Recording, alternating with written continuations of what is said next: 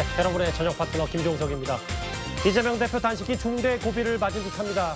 건강도 건강이지만 민주당 의원들이 총의를 모아 공식적으로 단식을 만류한 건데요.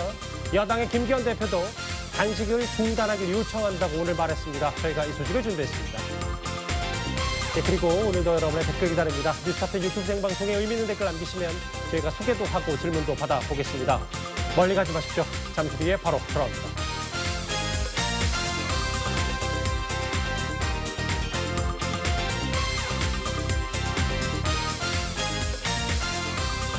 예, 목요일 뉴스탑10은 바로 여기부터입니다. 지금부터 하나하나 만나볼 텐데요.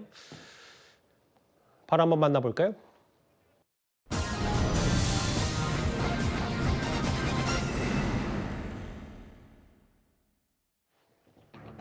저희가 준비한 1위와 5위가 나왔습니다.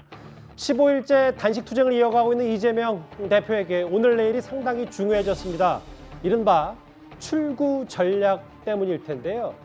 저혈당, 체중 감소, 여러 의학적 소견이 나왔었습니다만 이제 민주당 소속의 의원들마저 팔을 걷어붙이고 단식을 만류하고 있습니다. 지난번에는 박지원 전 비대위원장이 눈물을 보였다면 오늘은 몇몇 여성 의원들이 이 대표 앞에서 눈시울을 붉혔습니다. 누우신 상태에서 왼쪽으로 오시죠. 많이 일어나면 안 돼요.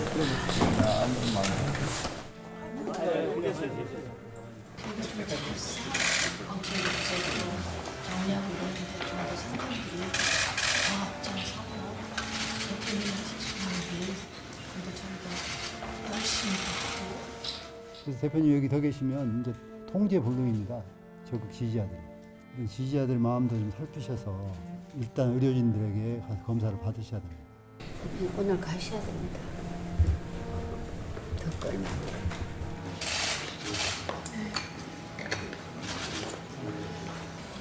얼마나 힘이 드세요. 나라 걱정, 국민 걱정. 네. 우리 남인순 의원님이 또 오시네요.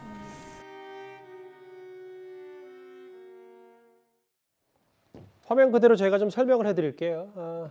나라 걱정, 국민 걱정 얼마나 힘드세요. 서영교 의원.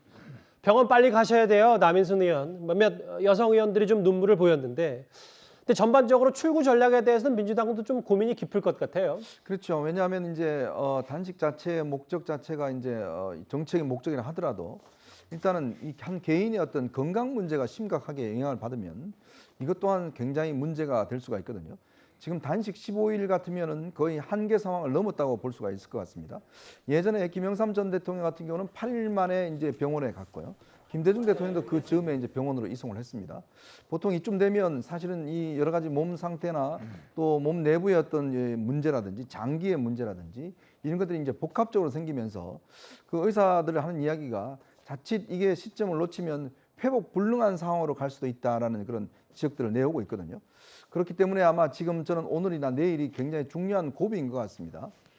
특히 이렇게 이제 단식을 오래 하다 보면 나중에 회복되더라도 꽤 정상적인 활동을 하기가 어렵습니다. 예전에 제가 김성태 전 원내대표한테 이야기를 들어보니까요. 본인이 정말 이 단식 끝나고 난 다음에 한 1, 2년 동안은 여름에도 난로를 켜고 살았다고 그래요. 그만큼 힘든 상황이 있습니다. 저도 직접 들었는데 뭐 남들이 덥다고 에어컨 틀었을 때 자기는 이제 뭐 조끼 껴입고 뭐 이랬다고 그렇죠. 김성태 전 원내대표가 얘기하더라고요. 지금도 여전히 아직까지 뭐 크게 어렵다 그러는데, 그러니까 지금 여러 가지 이제 정치적인 의미 등등 여러 가지가 있겠습니다만은 그러나 일단 한 개인이 어떤 건강 문제가 심각한 상황이 있기 때문에 그럼 어떠한 명분을 가지고 이제 그만둘 것인가? 지금 오늘 보니까 민주당 청년 의원들이 이제 삭발을 했고 또 이제 저렇게 의원들이 가서 단식 종용을 했는데 아마 이재명 대표 입장에서는 지금 이제 뭐 어떤 정신력만 남아 있는 것 같습니다. 그렇지만 본인이 단식의 어떤 여로서 사실은 이 성과가 없는 상황에서 그만두기도 어렵기 때문에 어떤 명분을 만들어 주느냐, 그게 지금 단식 중단의 가장 중요한 계기가 될 것 같습니다. 그 아마 저 청년 민주당 소속의 의원들, 청년 당원들이 그 천막을 대신 지키겠다고 어제 밝혔었는데 오늘은 저 국회 본청 앞에서 삭발을 하면서 이재명 대표에게 힘을 보태겠다라는 의견도 있었고요. 앞서 보신 것처럼 앞서 화면, 당대표실 화면도 잠깐 보면 뭐 남인순 의원이나 서영교 의원 같이 또 눈물을 보이면서 지금 이재명 대표의 당대표실이 눈물바다가 되기도 했던 아까 영상도 한번 저렇게 짧게 만나봤었습니다. 지금 어제 밖에서 실내로 단식 투쟁장을 단식 농성장을 이동했기 때문에 오늘 저렇게 민주당의 의원들이 이 대표와 저렇게 환담을 나누고 좀 만류하는 듯한 모습도 분명히 있었고요. 그런데 이 단식 만류에 문재인 전 대통령이 나서야 한다는 목소리까지 나왔습니다. 어제 노영민 전 비서실장이 이렇게 이재명 대표에게 문재인 전 대통령의 뜻을 전했습니다. 힘이 드세요.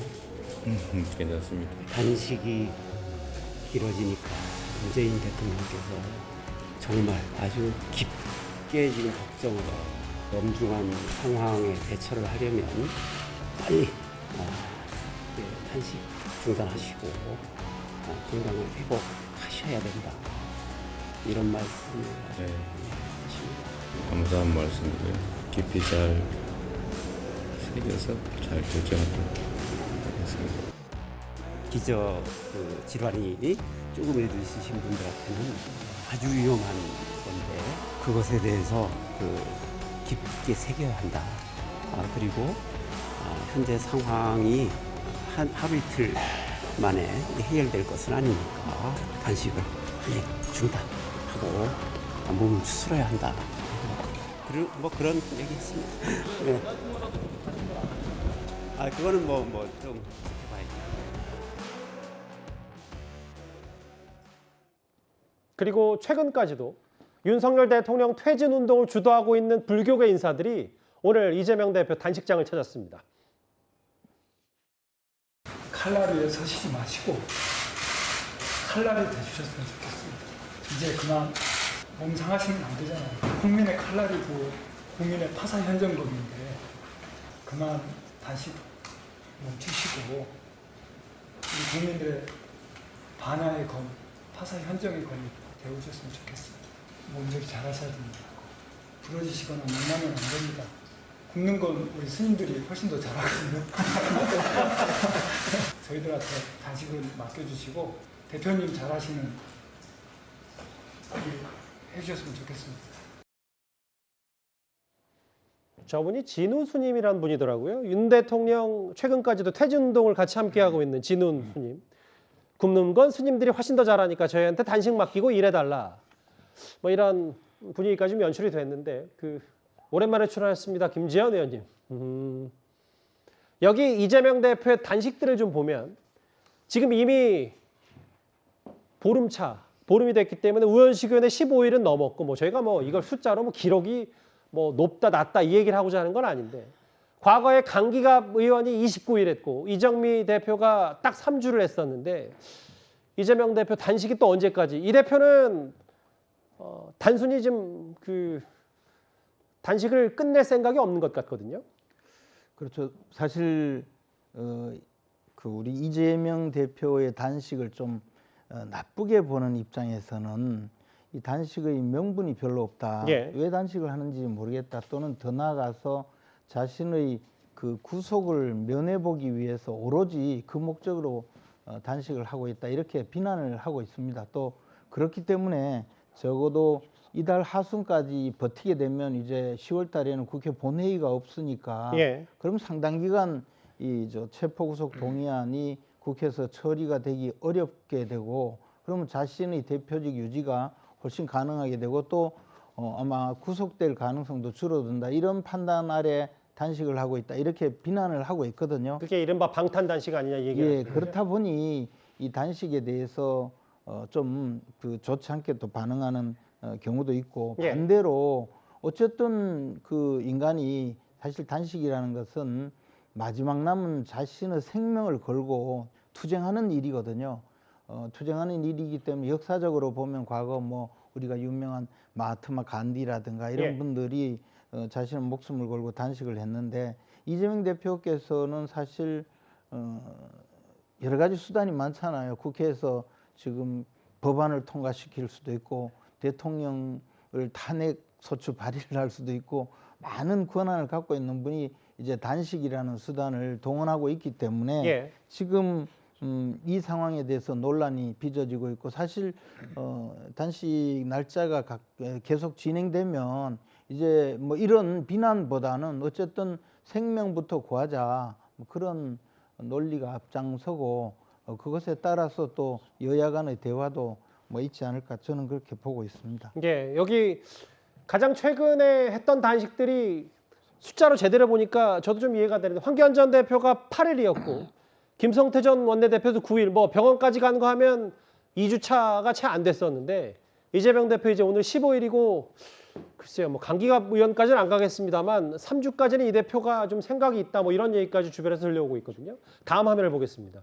그 노돌 교수님. 그런데 문재인 전 대통령이 실제로 여기에 이재명 대표 만류에 적극 나서야 된다는 얘기까지 나오거든요. 어떻게 판단하세요? 글쎄요, 이게 좀 정치가 뭐길래 이렇게까지 목숨을 걸고 하셔야 되는 건지 정말 이해가 안 갑니다. 정말 마음이 너무 아프고요. 일반 건강한 사람도 지금 굉장히 걱정되는 단계인데 예. 이재명 대표는 뭐 당뇨가 있으시다고 가시지 않습니까? 빨리 결단을 내리셔야 할 시점이라고 생각하고요. 그에 대해서 도움이 된다면 뭐 정치적 고려를 떠나서 뭐 문재인 대통령이 뭐 방문할 수 있다면 하고 또 김기현 대표가 처음에는 여러 가지 이재명 대표의 그 단식에 대해서 목적에 대해서 여러 가지 의구심을 표하는 뭐 그런 의견도 있었지만 그걸 떠나서 만약에 그 이재명 대표 단식을 중단한 명분이 될 수 있다면 좀 방문해서 이제 그만 중단하시도록 직접 권하는 게 전 좋다고 생각합니다. 예.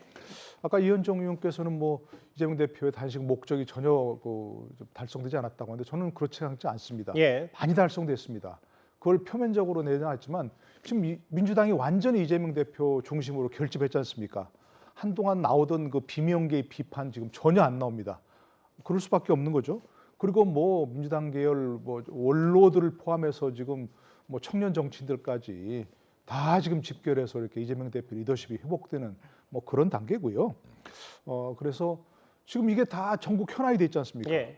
완전히 그 지금 정기국회에서 여러 가지 이슈가 지금 굉장히 많이 터질 알겠습니다. 텐데 예. 모든 걸 빨아들이는 야당 대표의 식사 문제가 돼 있으니까 저는 이 문제 빨리 좀 스스로 결자 해지하는 게 바람직하고 그에 대한 도움이 된다면 뭐 문 전 대통령, 김기현 대표 방문하시는 게 바람직하다고 생각합니다. 여권에서는 여전히 이재명 대표가 단식을 시작한 명분이 뚜렷하지 않다. 본인 수사 막으려는 방탄 단식 아니냐 이런 시각이 지배적입니다. 다만 오늘 김기현 대표가 앞서 잠깐 말씀하셨던 것처럼 처음으로 이런 말을 언급했습니다. 이재명 대표의 건강이 악화되고 있다고 합니다. 어제 이 대표를 진단한 의료진도 단식을 중단하는 것이 바람직하다고 조언한 바 있었다고 전해지고 있습니다. 이하를 막론하고 이 대표께서는 건강을 해치는 단식을 중단하시기를 정중히 요청합니다.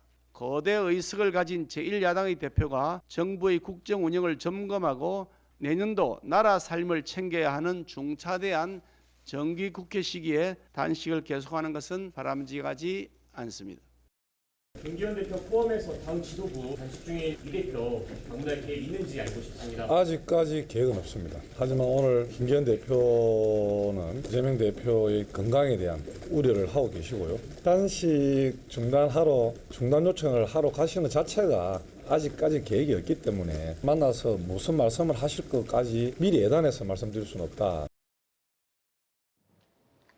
김기현 대표 저에게 있고 이 질문은 오늘 저희 뉴스타편에 처음으로 출연하신 김민 행정관과 함께 이 질문을 드릴게요. 사실 야권에서는 문재인 전 대통령이 직접 서울 올라와서 또 19일에 또 공교롭게 또 문 전 대통령이 서울에서 어떤 행사 때문에 상경을 한다고 하니까 단식 만료해야 된다. 오늘 또 의원총회 총의를 모아서 의원들이 이재명 대표에게 단식을 만료했는데 당내 분위기. 근데 이재명 대표는 묵묵부답이란 말이죠. 지금 이제 이재명 대표님의 단식이 길어지면서 여러 가지로 많은 걱정들이 이제 말씀들을 하고 계시는데 예. 이게 길어지다 보니까 본질이 조금 흐려지는 면이 있어서 그것도 같이 걱정이 됩니다. 이재명 대표께서 단식을 하신 이유는 사실 명확하거든요. 예. 바로 우리 민생과 민주주의를 훼손한 것에 대한 윤석열 대통령의 사과를 받았고 그리고 후쿠시마 오염수의 방류를 어떻게 보면 방조한 것에 대한 반대, 항의 이것들을 요구를 하셨고, 그리고 세 번째는 국정쇄신, 누구도 책임지지 않는 이 각종 참사와 사고에 대해서 사과하고 쇄신, 개각하라는 것이 이제 뚜렷한 목적과 명분이었습니다. 여러 의원들께서 걱정하시고 뭐 고문님들, 원로에 뭐 각계의 인사들 모두 방문해서 단식을 중단하라고 요구하시지만 예. 사실 이 목적 자체가 윤석열 정부의 불통, 뭐 이른바 지금 1년 4개월이 넘었는데도 윤석열 대통령은 예. 대표를 만나주지 않고 있습니다. 오히려 범죄자 취급을 하면서 예. 그 어떤 대화도 하고 있지 않은 것, 그리고 이제까지 각 당의 대표가 단식을 하게 되면 뭐 여당일 때도 정무수석이, 야당일 때도 정무수석 또는 상대당의 대표가 와서 예. 방문하고 중단을 권유하고 대화로 풀어나가는 모습을 보여줬거든요. 그런데 오늘 뭐 겨우 김기현 대표께서 말씀을 하시긴 했지만 많이 부족한 것이죠. 이제까지 국민의힘 의원들께서 각종 조롱, 폄하, 뭐 출퇴근 단식이니 어쩌니 이러한 것들을 한 것에 비해서는 예. 대화의 노력이 너무 부족했다고 생각을 하고, 이 점에 있어서는 아까 뭐 결재할자라고 말씀하셨는데 이 원인을 제공했던 윤석열 알겠습니다. 정부와 여당이 대화로 풀어야 된다고 생각을 합니다. 자막에 보시는 것처럼 김기현 대표는 단식을 중단하라고 요청하긴 했지만 방문 계획은 아직 없는 것 같습니다. 그런데 여권에서는요, 이재명 대표 단식장 주변에서 벌어지는 일들, 정확히는 개딸들과 그들을 바라보는 이재명 대표를 쉽게 이해하지 못하겠다, 이런 말도 나옵니다.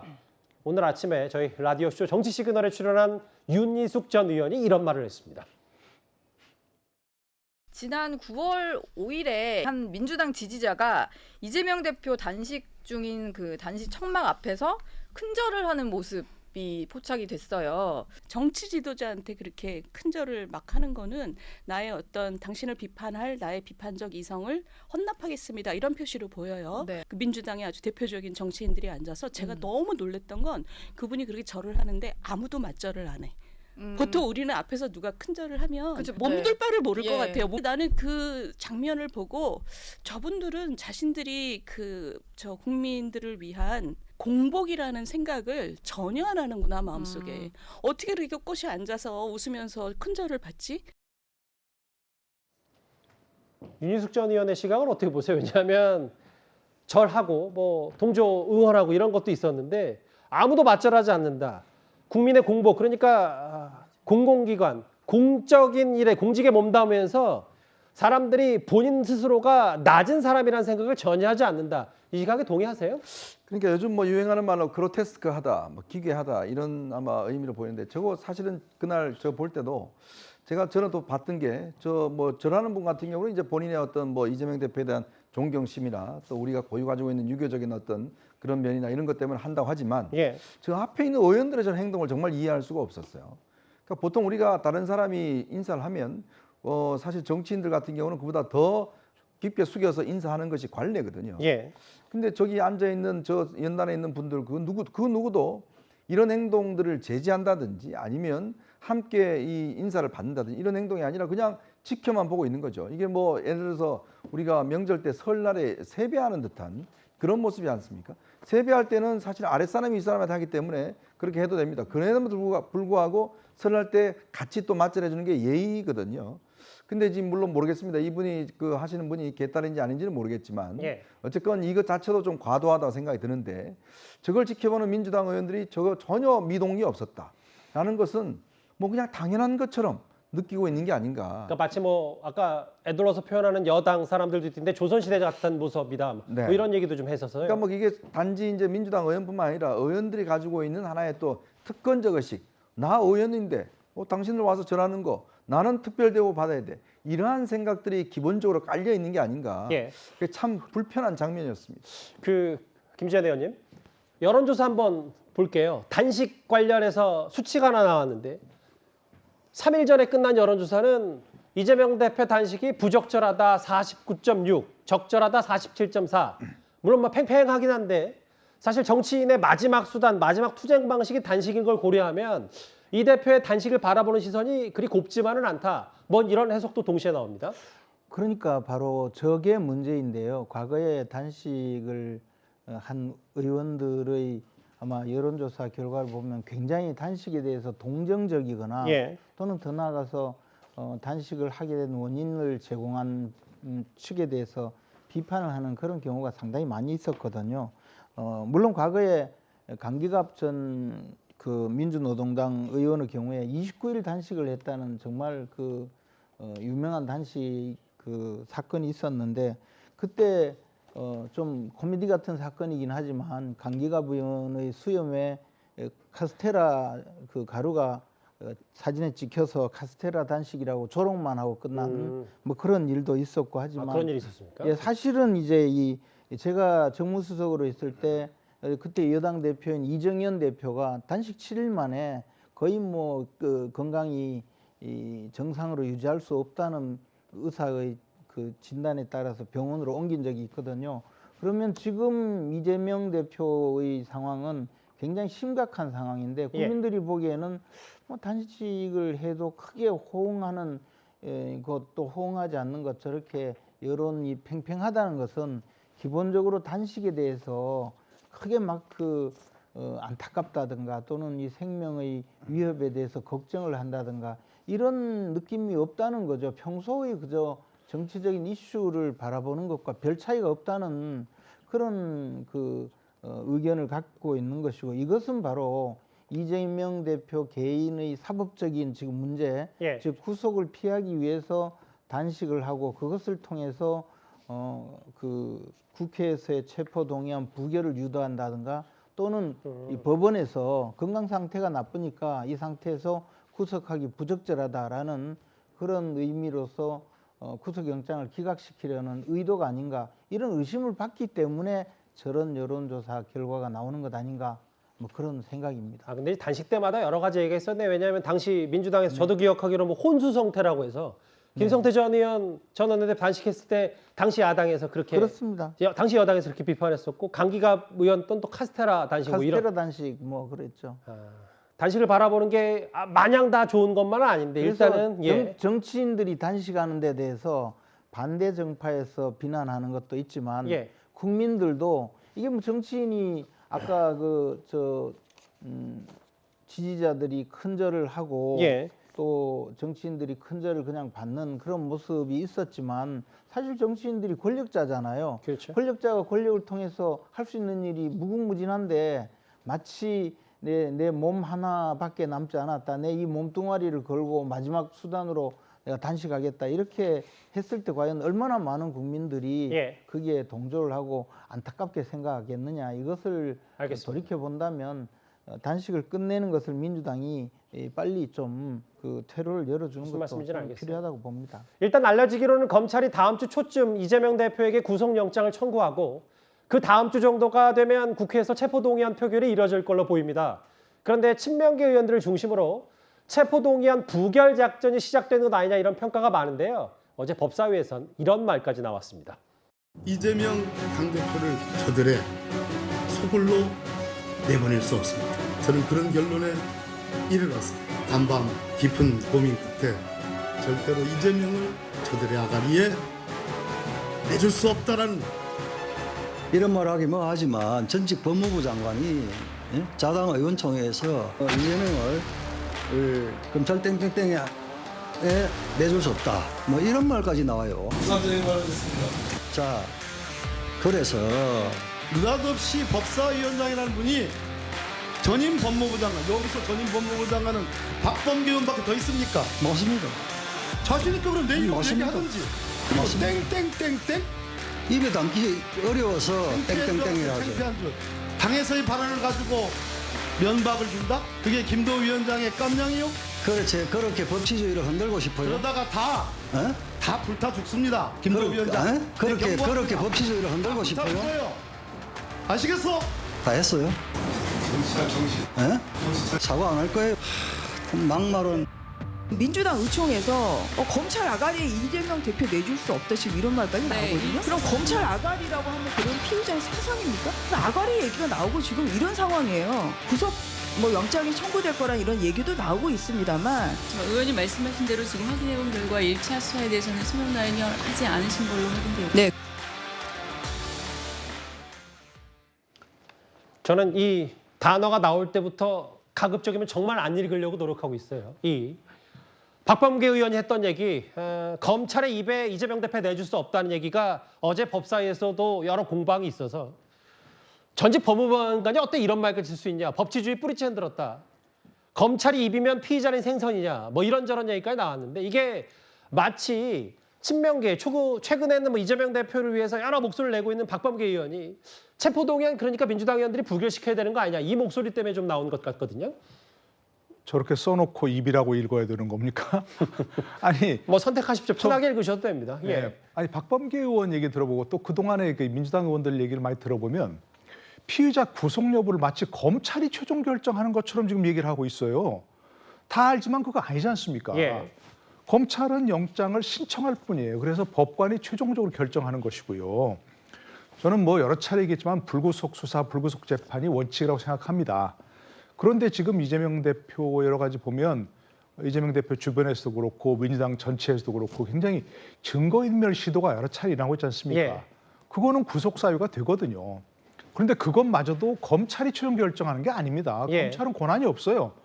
영장을 신청할 뿐이지 그걸 최종적으로 법관이 결정하는 것이고요.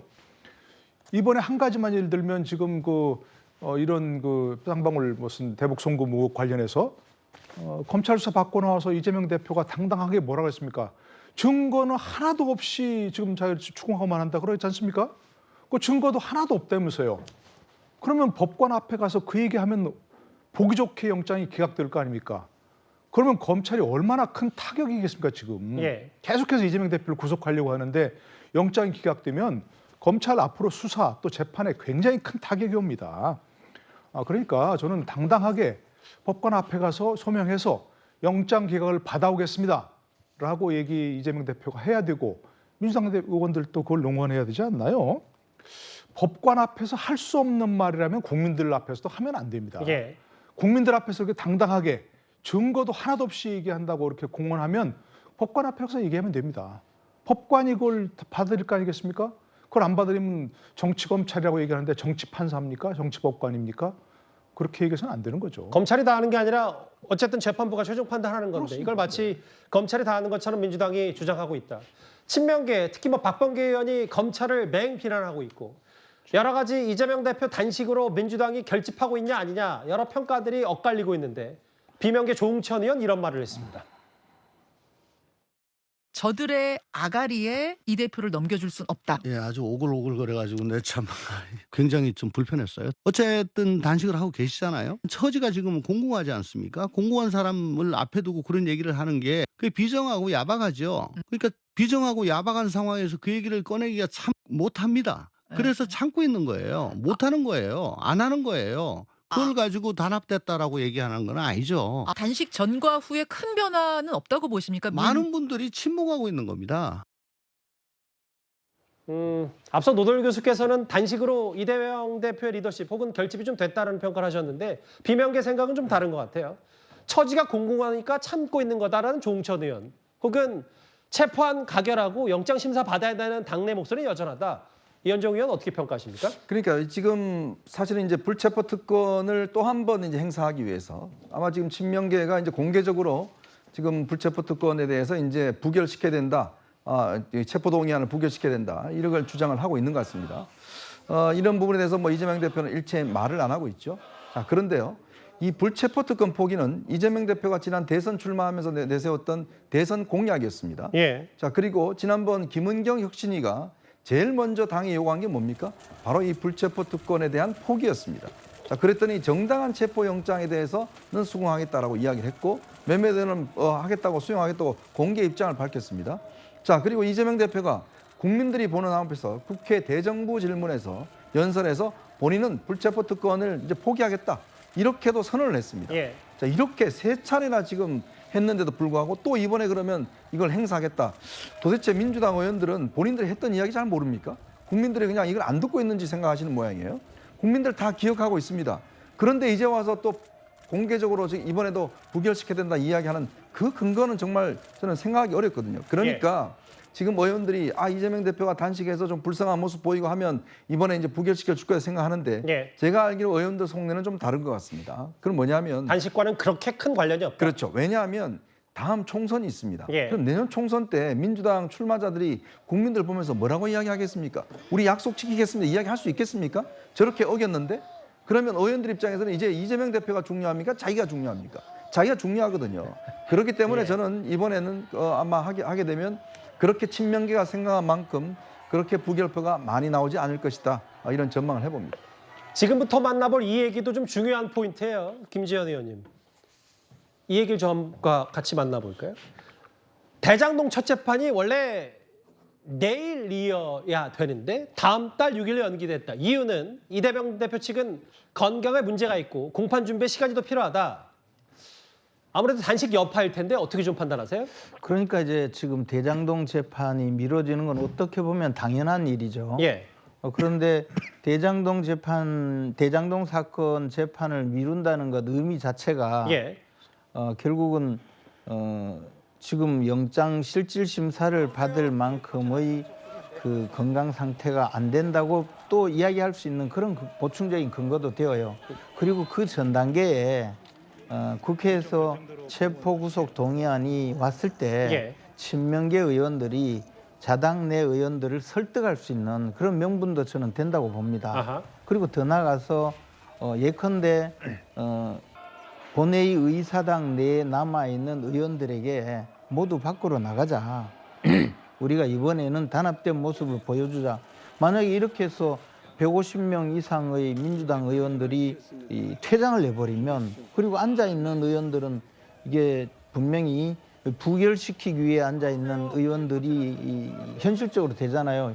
현실적인 공개 투표를 유도해서 이재명 대표의 체포구속 동의안을 부결시킬 수 있는 그런 큰 지금 작업이 진행되고 있다고 보고요. 저는 의원들 개개인이 물론 우리 이현정 위원님 말씀하신 대로 자신들의 판단 또 당의 미래를 위해서 체포구속 동의안에 좀 자발적으로 처리를 하고 자유롭게 처리를 하기를 원하겠지만 이런 움직임이 가속화되어서 정말 예를 들어서 150여 명 가까운 의원들이 나오기 시작하면 안에 앉아있는 사람들이 큰 고초를 겪거나 체포동의안 부결 부결 당시에 그렇거나 나중에 이제 공천을 앞두고 상당히 정치적인 공경에 처하고 또 지지자들로부터 많은 비난을 받고 공천에 떨어지고 온갖 이 정치적인 파란을 겪게 되기 때문에 저는 뭐 사실 이렇게 말씀드리면 정말 이재명 대표께 죄송하지만 지금 앉아서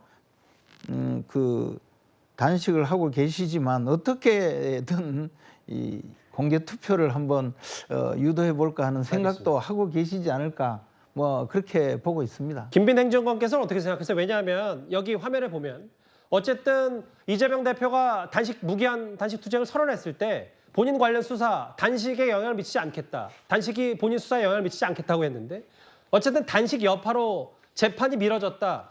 이건 어떻게 뭐 여러 문제 제기가 나오는 쪽이 있어서요. 물론 단식을 시작한 시작할 때 입장과 지금 건강 상태를 고려했을 때 입장이 변화되는 것은 좀 어쩔 수 없이 인정해줘야 되는 부분이라고 생각을 하고요. 그리고 저는 이런 게 있습니다. 이재명 대표의 입장에서 봤을 때는 지금 벌어지고 있는 각종 사건, 사고 그리고 재판 이러한 것들이 사실은 조속하게 마무리되는 것이 정말로 이재명 대표의 입장에서는 참 속 시원할 것이거든요. 그런데 지금의 일련에 돌아가는 상황들로 보면 검찰에서 수사 인력이 200명이 넘게 투입이 되고 그리고 300번이 넘게 압수수색을 진행하면서 계속 새로운 증거나 진술이 나오는 것처럼 언론과 같이 이제 이러한 것들이 뭐 공소장이 내용이 나온다든지 아니면 피의 사실이 공표가 된다든지 해서 계속 언론에서는 이것들이 확장되고 확대되어서 무언가 새로운 것이 있는 것처럼 계속 보도가 되고 있거든요. 그래서 사실 여러 사건을 같이 이제 담당을 하다 보면 공판 준비가 좀 부족해서 2주 정도 미뤄야 하는 경우도 생깁니다. 그럴 때는 이제 재판부와 조정을 해서 이것을 신청하게 되고 이번에 받아들여진 것이죠. 그래서 어떻게 보면 뭐 단식 때문에 일부러 이것을 피한다 이것들은 조금 너무 억지스러운 것이라고 생각을 하고. 하고 이제 1년에 당대표라는 직책을 수행하고 그리고 국정 운영의 국정 파트너로서 그리고 민생을 책임져야 하는 야당 대표로서 이러한 직무를 수행을 하면서 벌어진 자연스러운 일이라고 생각을 하고 사실 이 국민들도 기억하고 있습니다. 그 이재명 대표가 정확하게 이야기했어요. 회기 아닐 때 영장 청구하면 당당하게 나가서 심사받겠다라고 말이죠. 알겠습니다. 대장동 첫 재판도 일단 단식 여파가 있겠지만 미뤄졌습니다. 저희가 준비한 5위까지 만나봤습니다. 이제는 이재명 대표를 바라보는 검찰의 시각에 좀 집중해 보겠습니다.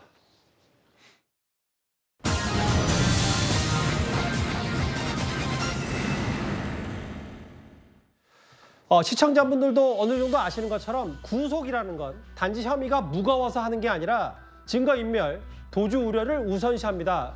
그런데 특히 검찰이 이재명 대표의 구속 사유로 보시는 것처럼 증거인멸 시도가 지속적으로, 조직적으로 있었다. 이렇게 보고 있는 것 같습니다. 화면부터 만나보겠습니다. 방북 관련해서는 추진을 하는 입장이었고 방북을 원했던 입장인 것도 맞고 당연히 해야 하는 업무인 것도 맞고 다만 그 과정에 불법이 없었다는 것이죠. 그리고 김성태가 낸 돈은 본인이 대납하기 한 것이 아니라는 거죠. 이재명과 관련된 것은 아니라는 겁니다. 증거를 검찰이 하나도 제시 못한다고 하셨는데 방북을 추진하려고 이렇게 노력했다는 증거는 많더군요. 방북을 하고 싶어 했다는 증거는 있지만 그 돈을 이렇게 남한테 되납하게 했거나 불법적인 방법으로 가려고 했다는 증거는 없다 이거죠. 민주당이 자기 편이 한 불리한 진술을 뒤집어 보려고 검찰청에 몰려가서 드러놓고 영치금 보내기 운동하고 성명서내고 가족 접촉하고 면회에서 진술 번복하라고 압박하고 이건 권력을 악용한 최악의 사법 방해이자 스토킹에 가까운 행태라고 생각합니다. 검찰이 재판부를 설득할 구속사유 중에 증거인멸, 지속적인 증거인멸을 눈여겨보고 있다. 이현정 의원님. 네. 저 오늘 문화일보 보도 하나를 인용해 보면 이재명 대표 사건 특징 가운데 하나가 관련자 진술 회유 의혹이 많이 제기된다는 거다. 이걸 미국에서는 사법 방해로 처벌할 수 있는 사안이다. 이 같은 정황만으로 충분히 구속사유다. 이걸 좀 눈여겨보고 있는 것 같아요. 네, 거의 2년 가까이 진행된 이재명 대표 사건을 보면 일단 우선 특징적인 것이 사건 수가 어마어마하게 많습니다. 그러니까 이렇게 많이 벌려놓으니까 본인이 압수수색도 많이 하고 관련자들이 상당 많이 구속됐습니다. 자, 그런데 지금 이재명 대표에 관련돼서 지금 민주당에서는 아무런 증거도 없다. 지금 뭐 검찰이 짜놓은 이 시나리오다, 소설이다 이야기를 하는데 그럼 그 소설을 법원도 같이 인정했다는 건가요? 저는 그걸 묻고 싶습니다. 그 많은 사람들이 왜 구속됐겠습니까? 자, 그리고 이재명 대표가 지난번에도 불체포특권 행사에서 결국 본인의 특권 내 뒤에 숨었지 않습니까? 자, 그런데 문제는 뭐냐면 이 사건이 진행되면서 벌써 4분이나 극단적인 선택을 했습니다. 자, 그리고 또 최근에 벌어진 상황을 보면 이해할 수 없는 일들이 많이 벌어집니다. 아주 단적으로 쌍방울 사건 관련해서는 지금 재판부도 의아할 정도로 변호사가 갑자기 사퇴를 하고 이상한 변호사가 들어와서 난리를 치고 그다음에 또 새로운 변호사가 들어오고 이런 일들이 벌어지고 있는 거예요. 수시로 또 진술이 번복되기도 하고 거기에 또 민주당 최고위원들이 만나고 통화하기도 하고 이런 일들이 벌어지고 있습니다. 자, 의원들이 또 지금 검찰청 앞에 가서 이 특별면회를 시켜달라고 지금 요구를 하고 있는 상황이죠. 자, 그러다 보니 검찰 입장에서는 제일 중요한 것은 이재명 대표가 사회적 굉장히 중요한 공인입니다. 그런데 문제는 이 구속하기 위해서는 구속 사유가 있어야 되거든요. 도주 우려, 증거인멸, 사건의 중대성 이 3가지에 부합돼야 되는데 지금 이재명 대표는 사건 중대하죠. 또 하나 있습니다. 바로 이 증거인멸입니다. 관련자들이 지금 계속적으로 진술을 바꾸고 증거인멸의 정황들이 나타나고 있거든요. 그렇기 때문에 검찰이 이 부분을 중요시하는 것은 이재명 대표의 구속의 요건을 맞추기 위해서는 결국은 증거인멸, 즉 당대표라는 권한, 공천권을 가진 권한을 이용을 해서 실제로 이걸 증거인멸하지 않느냐 이 부분을 직접적으로 제시한 것 같습니다. 이런 부분들을 다 사례로 검찰이 좀 주목하고 있는 것 같아요. 공직선거법 위반 당시 그러니까 김문기 처장 아냐 모르냐 이 재판에서 재판 증인을 사전에 접촉하고 사실과 다른 증언을 종용한 것. 기억하시겠지만 이른바 가짜 변호사 논란, 감시용 변호사, 유동규 전 변호사 변호인 2명이 김의겸 의원에게 수사상을 유출한 것. 또 하나, 이화영 전 부지사를 회유. 이 부분이 아마 검찰에서 가장 눈여겨보고 들여다보는 부분인데 이재명 대표 측근인 박찬대 의원, 천준호 의원 통해서 접촉 시도하고 재판기를 유출했다. 그리고 가장 최근에는 지금 유동규 전 법무장의 뒷돈 받은 혐의로 재판에 넘겨진 김용 전 부원장이 재판에서 알리바이 입증을 위해서 주변 지인에게 허위 진술을 사주한 것들, 이런저런 것들이 검찰이 봤을 때는 노동일 교수님 광범위하게 뭔가 석연치 않은 부분, 증거인멸. 그래서 이 대표 스스로에 대해서 구속영장 청구가 충분하고 구속영장을 발부해야 된다. 검찰의 논리는 이런 것 같아요.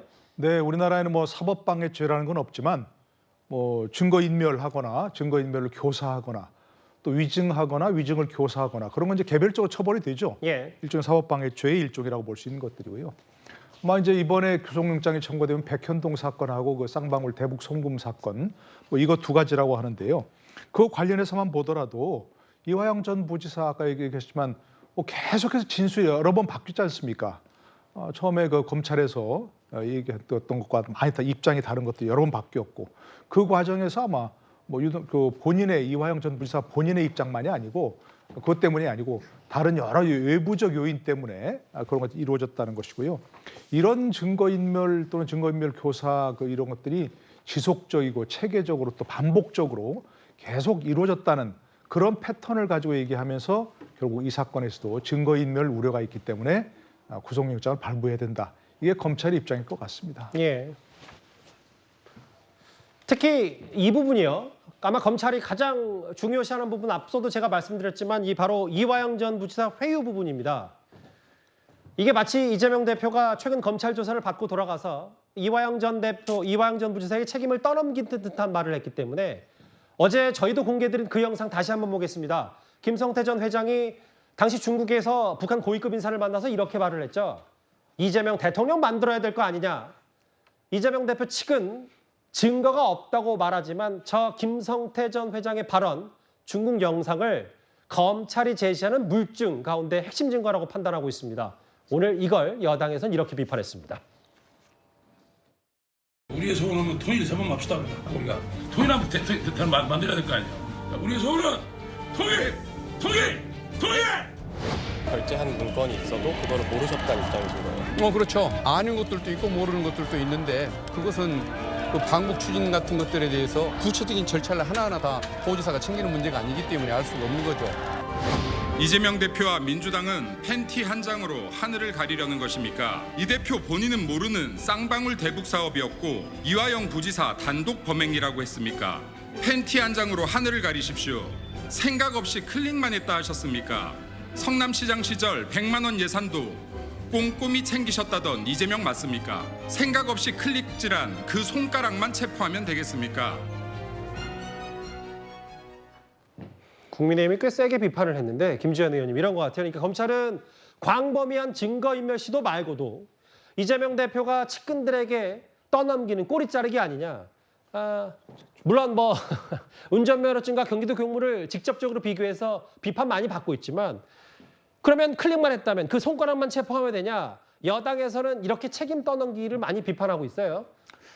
지금 이재명 대표가 이런 행태를 보인 것은 이미 그 과거에 그 측근이 유명을 달리한 그 경우에 그 사람 난 모른다 처음에 이렇게 해서 그것 때문에 재판받고 있는 사건도 있거든요. 계속적으로 나오면서 이재명 대표는 사실 모른다거나 나와는 관계없다거나 또는 다른 사람들이 전부 저지른 일이다 이렇게 해서 그 사람들 자신들의 측근들이 이제 점점 마음이 변해서 진실관계를 검찰이나 법원에 와서 사실을 진술하고 있어서 오늘날 대장동 사건, 뭐 백현동 사건, 쌍방울 사건 이런 것이 전부 계속 드러나고 있는 것이거든요. 지금 이 쌍방울 사건에 대해서도 지금 마찬가지로 이 완전히 조폭 출신 사업가가 지금 저지른 일인데 나는 내용 모른다. 그리고 더 나가서 이화영 부지사가 아마 본인이 독단적으로 한 것 같은데 나는 모르겠다. 뭐 이렇게 하니까 이제 그러면 이 관련 서류에 도지사로서 그 결제를 할 때 요즘 전자결제를 하지 않습니까? 그렇게 클릭했는데 정 내가 결제한 것이 드러나면 내 손 중에서 요 손가락 요 부분만 꺼내서 체포하고 끝내도 되겠느냐 하는 정도의 그런 비난인데 이재명 대표의 말씀을 국민들이 신뢰하지 않는 것이 바로 저런 진실하지 않다는 그런 인상, 그리고 과거에도 수없이 진실하지 않은 것이 또 계속적으로 밝혀져 온 그런 오늘날의 현실, 이것이 지금 나타나 있다고 봅니다. 예. 더군다나 지금 운전면허증의 직인 문제는 사실 저거는 말하자면 그 공공기관 내의 위임 정결 규정이거든요. 예. 운전면허증이야 운전면허 시험장장이 허가해 주는 거잖아요, 그냥. 예. 아니 그것은 이제 위임 정결 규정에 의해서 거기서 찍게 돼 있죠. 예. 그러면 동사무소에서 우리가 인감을 발급받으면 구청장 인감이 구청장 그 직인이 지키는데, 그러면 그것은 동사무소에서 그 맘대로 찍은 겁니까? 그거 다 위임 정결 규정이 있거든요. 그런데 지금 경기도지사인 이재명 도지사가 직접 방북하는 그 내용에 결재를 해놓고 나와 관계없다. 이것은 사실 솔직히 이야기해서 말이 안 되는 이야기죠. 김빈 행정관님, 그러니까 이거는 앞서 얘기했던 정치적 책임 문제가 아니라 법적 책임 문제인데, 이재명 대표가 성남시장 2번에 도지사 1번 했을 때 그렇게 뭐 어쨌든 집 자체를 이끌었을 때의 성향들을 보면 본인은 떠넘기지 않고 100% 책임진다. 이거 SNS에 이렇게 썼어요. 제가 성남시의 최종 책임자니까요. 웃음까지 했었는데, 모르고 클릭했다, 본인 스스로가 서류 만들고 뭐 전결 처리했다, 이런 부분들에 대해서 법적 책임 문제는 분명히 논란거리가 될 수 있거든요. 근데 저 SNS를 지금 이제 이 상황에 연결시키는 건 조금 너무 과도하다고 생각이 됩니다. 예. 저 얘기는 저는 떠넘기지 않고 100% 책임진다. 제가 성남시 최고 책임자니까요. 당연합니다. 왜냐하면 그것이 선출해준 성남 시민들을 위한 도의니까요. 행정부의 지자체의 장으로서 내가 수행한 모든 사업과 모든 것들을 거기에 대해서는 책임을 진다. 그러나 이것은 정치적 책임입니다. 그리고 그 선출해준 국민들에 대한 책임이고. 예. 그런데 자기가 모르게 뒤에서 벌어진 사람들, 그런 이제 참모들의 범죄 행위에 대해서까지 법적 책임을 지라고 하는 것은 굉장히 과도한 것이죠. 만약에 진짜 책임을 지는 것은 어떤 모습이냐면, 이러한 것들을 미리 알고 파악해서 그 참모들을 처벌하고 범죄 수익을 환수하는 것이 진짜 책임이겠죠. 그러니까 그러한 것들이 조금 과도하게 엮였다는 생각이 듭니다. 저 SNS를 엮으신 거는요. 예. 제가 한 말씀 드리겠습니다. 이재명 대표는요, 당시에 이 경기도에 있을 때 이화영 부지사의 해외 출장 이런 거 있을 때 다 본인이 다 결제합니다. 예. 거기 보면 다 나와 있습니다. 목록이 있어요. 네, 다 결제 목록에 보면 이재명 대표 결제 있습니다. 자, 쌀 10만 톤 이 가격이요, 제가 따져보니까 한 킬로그램만 1,500원 하면 이게 지금 한 그 1,500억 정도 됩니다. 예. 그걸 북한에 보내는 거를 이화영 부지사가 혼자 독단적으로 했다? 경기도 그렇게 돈이 많은 곳인가요? 1,500억 정도는 돈도 아닌가요? 그걸 묻고 싶은 거예요. 1,500억 정도 되는 대북 쌀 지원을 어떻게 부지사가 혼자 결정을 합니까? 당연히 지금 지사가 결정을 하는 거죠. 그걸 몰랐다? 나는 이화영이 혼자서 했다? 그걸 누가 믿겠습니까? 손가락만 체포해야 된다라는 오늘 여당의 비판 목소리도 있었고요. 일단 대북 송금 의혹 관련된 법적인 이재명 대표에게 아킬러스건이 될 수도 있는 부분들을 검찰이 하나하나 들여다보고 있습니다. 이번 주제 여기까지입니다. 다음 얘기 또 간접적으로는 이재명 대표, 직접적으로도 관련이 있을 겁니다. 바로 만나보겠습니다.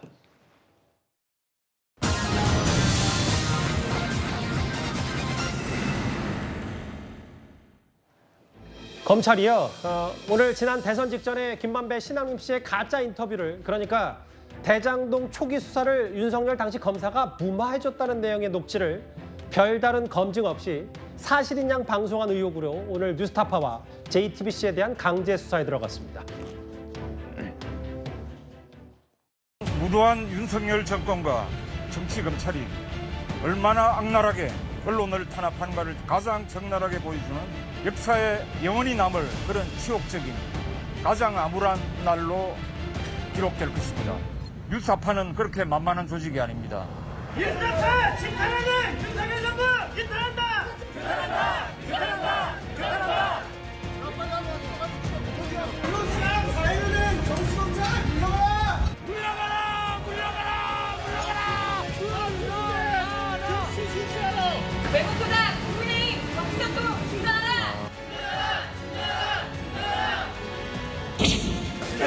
모두 당시 자료들 다 남아 증거가 있었던 건가요?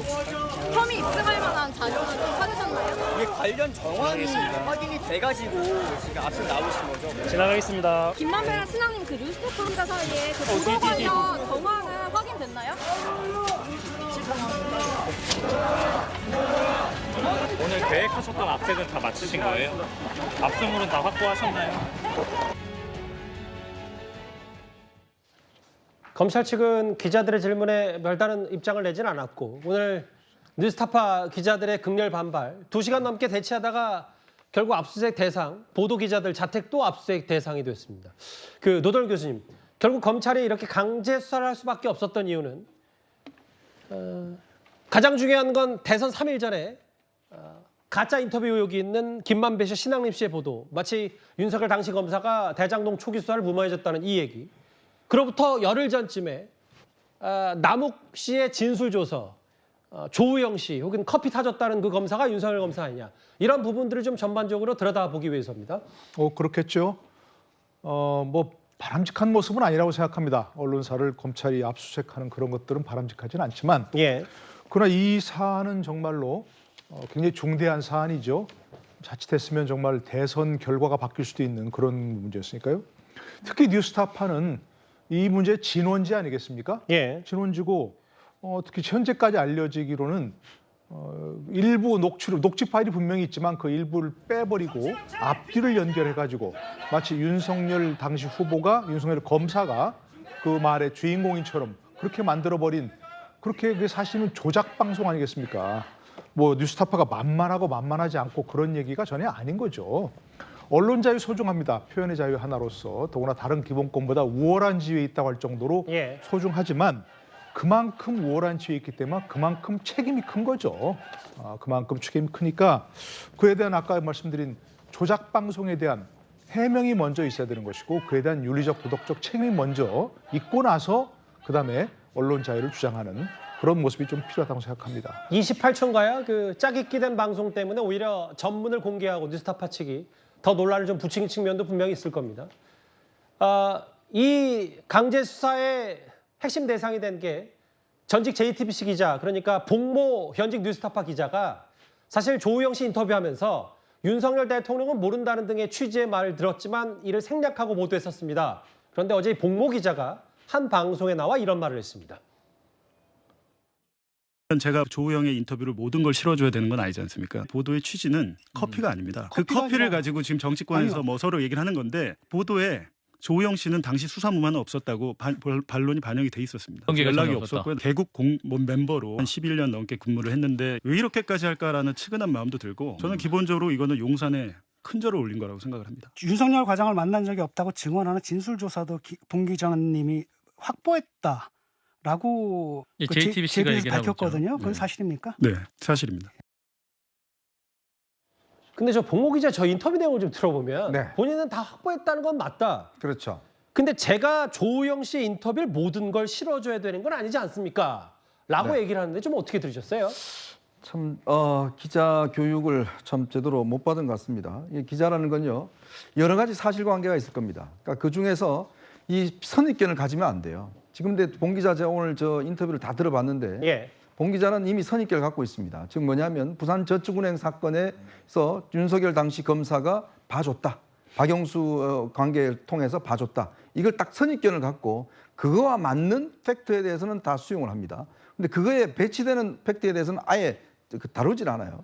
왜 당시에 커피가 중요한가 이야기를 하면 커피가 중요한 게 아니라 당시에 윤석열 검사가 연락을 받고 네가 조우영이야?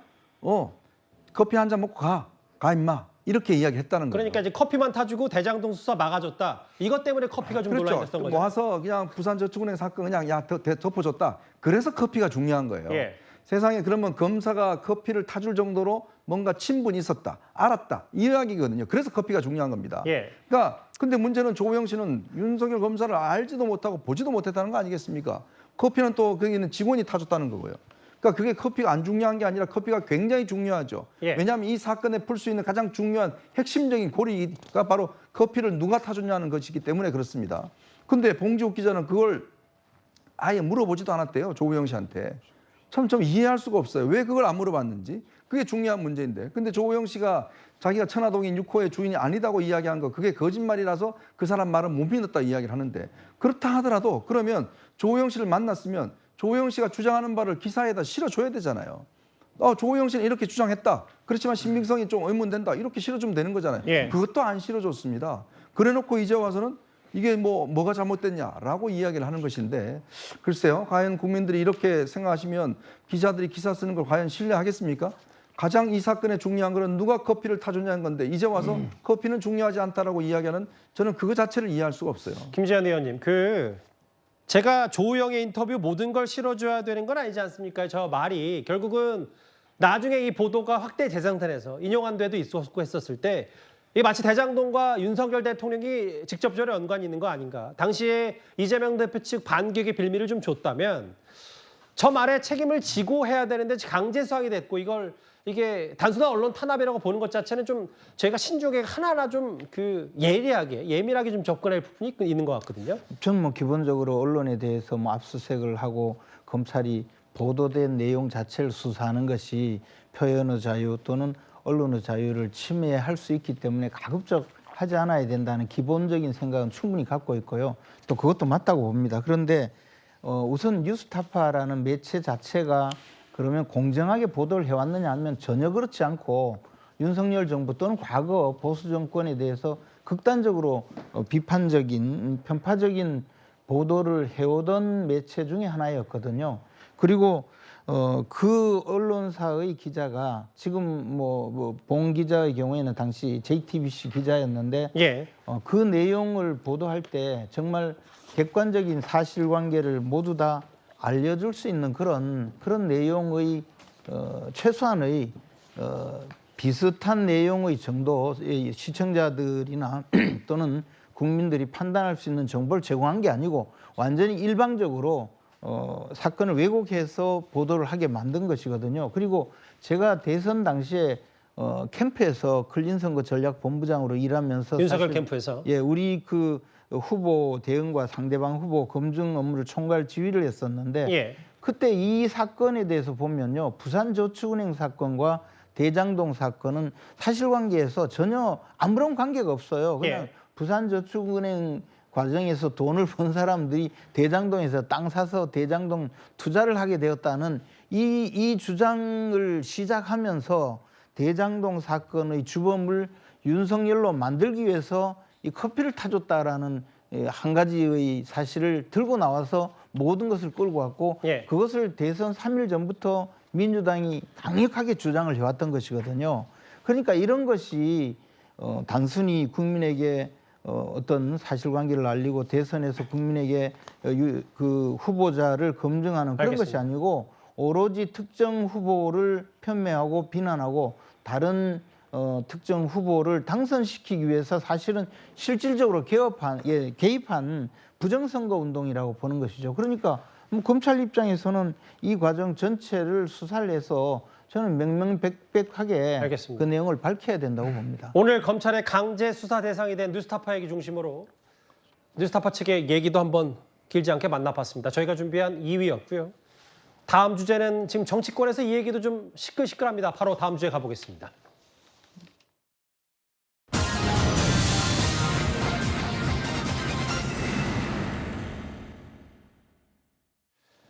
몇 주 전에 밴드 자우림의 보컬 김유나 씨가 후쿠시마 오염수 방류를 비판하면서 일각에서는 팩트는 제대로 알고 의견을 내는 거냐 여러 뒷말들이 좀 나왔었습니다. 그런데 최근 국민의힘 지도부까지 나서서 김유나 씨를 비판하면서 다시 정치권의 뜨거운 감자가 됐습니다. 미국산 쇠고기를 수입할 때 어떤 경우는 미국산 쇠고기 먹는 정상가를 이뤘던 라고 하면서 개념이라는 평가가 있는데 그게 무슨 개념인지 모르겠습니다. 기가 막힌 인터넷 유료 목도 한 바가 있었습니다. 최근에는 또 어떤 이벤트가 후쿠시마 오염수 처리수 방류 후에 지옥이 생긴다 그렇게 얘기하는 것입니다. 또 개념 정치를 얘기하는 거 개념 없는 개념 정치는 너무 많은 거 아닌가 이런 방식이 있습니다. 누구든 자기가 하고 싶은 말 할 수 있는 자유가 있습니다만 공적인 발언에 대해서는 무거운 책임을 져야 된다는 걸 깨달으면 좋겠어요. 정말 최소한의 과학적 지식도 갖추지 않은 굉장히 자극적인 선동을 한 셈 아닙니까? 연예인이 무슨 벼슬이라고 말은 하고 싶은 대로 다 하고 아무런 책임도 안 져야 되나요? 논란의 발달은 이렇죠. 가수 김윤아 씨가 오늘 같은 날 지옥에 대해 생각한다. 후쿠시마 오염수 방류 날 김기현 대표까지 나서서 개념 없는 개념 연예인이 너무 많다라고 했는데 오늘 김윤아 씨 측이 입장을 냈어요. 정치적인 입장을 피력한 게 아니다. 어떻게 좀 판단하세요? 그러니까 이게 이제 지금 후쿠시마 문제는 사실 정치 문제화 돼버렸죠. 근데 이제 이게 특히 연예인들 같은 경우는 대중적 파급력이 큰 직업이지 않습니까? 그렇기 때문에 어떤 이 말이나 이런 것들이 굉장히 아마 중요하게 국민들에게 다가갈 겁니다. 특히 김윤아 씨 같은 경우는 예전에 일본에 굉장히 좋아해서 먹방도 많이 하고 또 일본에 가셔서 이제 초밥도 많이 드시고 이런 것들을 이제 많이 본인이 또 이렇게 TV나 뭐 유튜브를 통해서 이야기를 한 측면이 있어요. 그랬는데 그때 당시는 사실은 이 후쿠시마 사태가 일어나고 굉장히 고농도의 이 방사성 원소들이 나올 때였거든요. 오히려 저 때가. 그렇죠. 왜냐하면 그때는 전혀 걸러지지 않았으니까. 근데 그때는 저렇게 맛있다 뭐 이렇게 하면서 국민들에게 뭐 저렇게 하면은 많이 또 먹을 거 아니겠습니까? 그런데 지금 정작 이제 그 알프스라는 걸 통해서 걸러서 나오는데 지옥이다라고 이야기하니까 좀 앞뒤가 맞지 않는 거죠. 그렇기 때문에 이렇게 어떤 뭐 연예인뿐만 아니라 대중적인 파급력이 큰 분들 같은 경우는 굉장히 이런 발언들을 한마디 할 때 굉장히 사실관계 또 신중해야 되는 입장인 것 같습니다. 근데 물론 뭐 지금 여당 지도부가 저렇게 계속적으로 하는 것도 저는 좀 옳지 않다고 봐요. 너무나 또 한 연예인에 대한 것들을 위축시킬 수가 있기 때문에 그렇지만 또 김윤아 씨 측에서 너무 늦게 또 입장을 낸 것 같습니다. 한 3주 만에 냈네요. 그렇습니다. 지금 따지고 이게 보니까. 사실 있을 때 본인이 해명을 하면 괜찮았을 텐데 뒤늦게 이게 논란이 커진 다음에 또 입장을 내니까 그것도 오해를 받는 것 같습니다. 정치적인 입장 피력한 게 아니다. 김윤아 씨 측이 이렇게 얘기하고 있지만 뭐 김기현 대표나 뭐 장해찬 최고위원 같은 국민의힘 지도부에서는 전반적으로 연예계 자체가 좌편향돼 있는 거 아니야 이런 생각들을 좀 갖고 있는 것 같아서 다음 화면을 보겠습니다. 근데 뭐 탁현민 행정관까지 나서서 가장 처참한 수준의 언설이다. 여당 대표가 왜 공개 겁박하냐. 이 논란 좀 어떻게 받아들이셨습니까? 우리 국민 모두는 사상과 표현의 자유를 가지고 있습니다. 그리고 김윤아 씨와 같은 이제 유명 연예인, 인플루언서라고 하잖아요. 이제 국민들의 많은 사랑을 받고 인기가 있는, 그러니까 대중의 영향력이 있는 사람들의 발언은 우리가 많이 이제 지켜보게 되죠. 그렇지만 사실 그것도 역시 국민이 판단할 일입니다. 사실 얼마 전에 얼마 지나지 않았었죠. 한 기업의 오너가 인스타그램이라는 SNS에 멸치와 콩을 사는 뭐 이러한 것들을 올려가지고 많은 국민들의 지탄을 받기도 했었어요. 그때 정치권이 개입하지 않았습니다. 국민들이 판단을 하는 것이죠. 이번도 마찬가지예요. 김윤아 씨의 SNS를 저도 팔로우를 하고 있는데 저도 그날 발견을 했습니다. RIP 지구예요. 그야말로 지구를 걱정하는 내용이었습니다. 이러한 것들을 국가의전서열 7위인 여당의 대표가 자신의 잣대로 이것을 평가하고 어떻게 보면 마녀 사냥을 하는 것은 굉장히 부적절하다고 생각을 하고 정말 본인의 자리에서 잘 활동하고 있는 그 가수를 정치권의 링으로 올려서 어떻게 문매를 맞게 한 것에 대한 책임을 반드시 지고 저는 사과해야 된다고 생각합니다. 뭐 이런 전반적인 거를 또 정부에서는 문화체육관광부가 관할을 하는데 공교롭게도 오늘 유인천 문체부 장관 후보자가 처음으로 출근을 했습니다. 그런데 15년 전처럼 자전거를 타고 등장을 했습니다.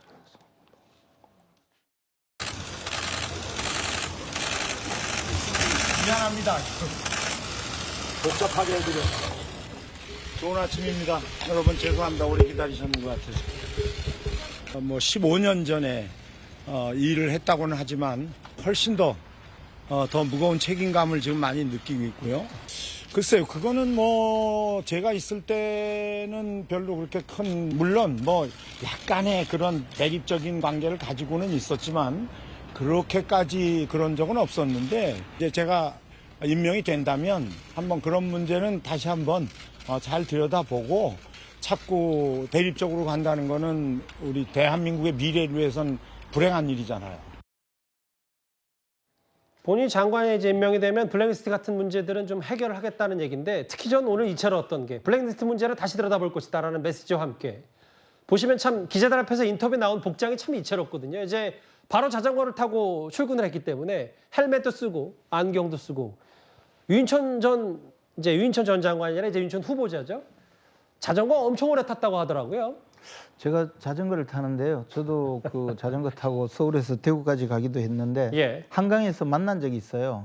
예. 근데 그 친구들이라고 하면서 같이 만난 다른 분들은 훨씬 연세가 드신 분들로 알았었는데 요즘 이른바 크루라고 하는 자전거 크루 동호회. 예. 예.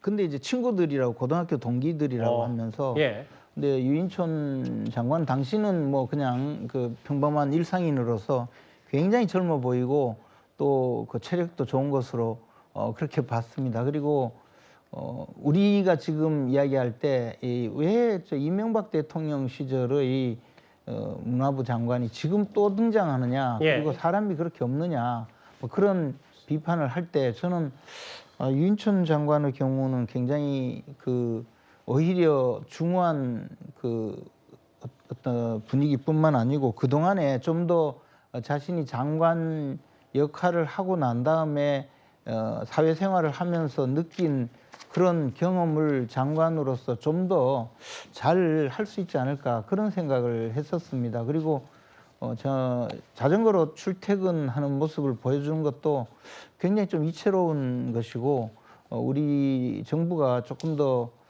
국민들에게 다가가고 국민들이 좀 더 호감을 가질 수 있도록 많은 노력을 하는 것도 필요하지 않을까 생각을 합니다. 이제 출근길 자전거는 이제 첫 출근 이제 앞으로 며칠밖에 이제 며칠 동안은 화제가 될 테지만 중요한 건 앞으로 유인천 장관 후보자의 정책 얘기겠죠. 저희도 잘 지켜보겠습니다. 다음 주제 바로 한번 넘어가 보겠습니다.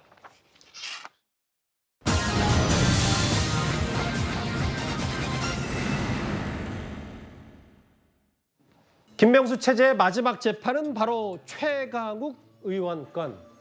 김명수 대법원장이 열흘 뒤에 임기를 마치고 물러납니다. 김명수 사법부 체제의 마지막 재판 보시는 것처럼 최강욱 의원 재판이 될 것 같은데요. 그런데 어제 법사위에서는 왜 이렇게 재판이 늦어졌냐 이런 비판이 바로 나왔습니다. 김상환 처장님, 저희 법사위에서 사회적 이목을 끄는 사건들 빨리 처리하자고 여러 번 부탁드렸죠. 네네. 끝내 저희들 그 부탁을 아니면 요구를 어떻게 보면 묵살했다고나 할까요? 결국 울산시장 선거 개입 사건, 송철호 전 시장, 황운하 의원 이렇게 해가지고 3년 4개월 만에 그것도 1심 결심을 했다. 대대적으로 보도가 되고 법원이 어떤 평가를 받고 있죠? 계속 다른 의원님 지적처럼 신속 재판과 관련된 여러 가지 우려를 저희들이 지적받고 있습니다. 현직 의원은 4년 임기 다 채우고 이제 1심 또 현직 의원이 걸려 있는 거 있잖아요. 사건들. 소부에 있다가 납득할 만한 아무런 사유 설명도 없이 전원 합의체로 던져놓고 지금 아무것도 안 하고 있죠. 그분도 임기 다 채워요. 예? 있을 수 없는 일 아닙니까? 다음 주 월요일인가요? 최강욱 의원, 조국 전 장관 아들 허위 인턴 증명서 발급 혐의 대법원 선고가 있는데 대법원 확정 시에는 당연히 국회의원직을 잃게 되는데 일단 최강욱 의원의 임기가 거의 다 돼가긴 합니다. 그러니까 지난번에도 얘기했습니다만 그 울산시장 선거 개입 사건도 예. 사실 지난번 지방선거에서 있었던 일 아닙니까? 그런데 지방선거가 한번 돌아서 다시 새로운 지방선거가 있었는데 그때까지도 결론이 안 나고 이제서야 1심 선고 내려진다는 게 참 너무나 어이없는 그런 얘기죠.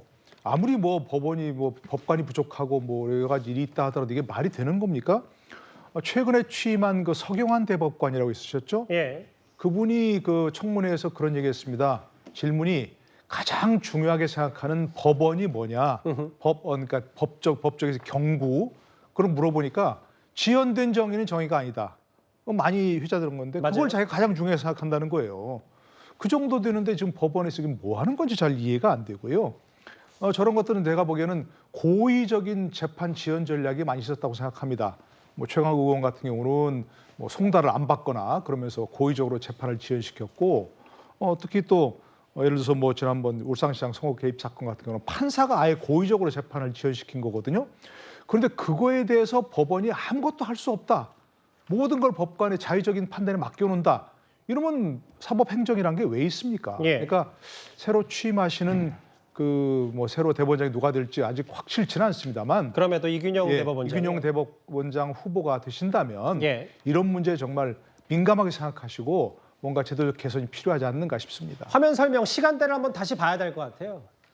저도 이 최강욱 의원이 재판에 넘겨진 얘기를 저희 뉴스탑10에서 짚어본 적이 분명히 기억이 나는데 그게 벌써 3년 반이 넘었습니다. 2020년 1월에 기소가 됐고 2년 뒤에 대법원에 접수가 됐는데 또 1년 3개월 만에 대법원 선고. 총 했을 때 3년 8개월 만. 이렇게 보면은 또 김명수 대법원장 퇴임 직전에 마지막 재판이 되는 셈인데 이게 또 최강욱 의원 거지다. 또 시사하는 바가 좀 있는 것 같아요. 그러니까 이게 지금 이유가 뭐냐 하면 그 1심, 2심에서 다 이제 의원직 상실형이 나왔는데 예. 문제는 이게 결정적 증거를 갖다가 이게 원래 정경심 교수 이제 PC에서 정경심 교수가 이제 본인의 김경록 PB라고 이제 본인의 그 은행 관련된 예. 그런데 폐기해 달라고 맡겼어요. 근데 그걸 이 양반이 이제 검찰에 제출한 겁니다.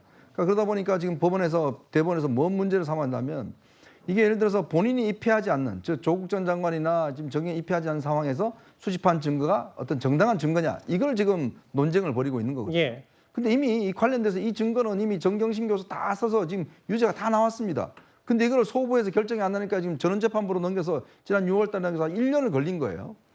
자, 그러니까 이게 문제는 지금 송철호 지금 그 울산시장 선거 사건도 마찬가지고 예. 이 재판이 한없이 늘어지다 보니까 결국 이게 지금 도대체 재판하는 거냐. 더군다나 이 울산시장 사건은 당시 김미리 부장판사가 1년 동안 이 재판 준비기일만 한 6번밖에 안 열었어요. 그다음에 본인이 아프다고 또 안 했습니다. 예. 자, 그런데 문제는 이런 유명한 분이 아니라 바로 일반인들입니다. 지금요, 일반인들 같은 경우에 재판이 그 예전에 비해서 1.5배, 2배나 지연되고 있습니다. 그러면 변호사비 많이 나가죠. 시간적으로 소비되죠. 굉장히 고통받고 있습니다. 그런데 김명수 대법원장은 감동을 주기 위해서 이렇게 늦게 했다고 이야기하고 있습니다. 무슨 감동입니까? 감동이 아니라 정말 참혹할 따름입니다. 임기 마칠 때까지 재판 지연에 대한 비판은 뭐 쉽게 가라앉지 않을 것 같습니다. 조국 전 장관으로서도 바로 최강욱 의원 대법원 선고를 주목하지 않을 수는 없을 텐데요. 바로 아들과 관련이 있어서 그렇기 때문일 겁니다. 조 전 장관 최근 새 책을 내고 북콘서트를 열고 있는데요. 이번에는 유시민 전 이사장을 만났습니다. 조국 교수님 나오셨습니다. 윤석열 대통령과 윤석열 정부가 믿고 숭배하고 있는 신은 네메시스다. 지금은 이제 검찰이 모든 권력기관 중에서 제일 위에 선 거죠. 압도적 우위에 있는 것이고요. 검찰이 모든 권력기관 위에 군림하는 권력기관이 됐다. 검찰 출신 사람들이 장악하도록 만들므로써 검찰공화국이 현실적으로 운영이 되도록 만들고 있다. 최근에 이제 본인의 딸도 재판에 좀 넘겨졌고 본인도 지금 계속 재판이 진행 중인데 일단 여론전 혹은 뭐 본인의 의견을 계속 피력하는 것 같아요.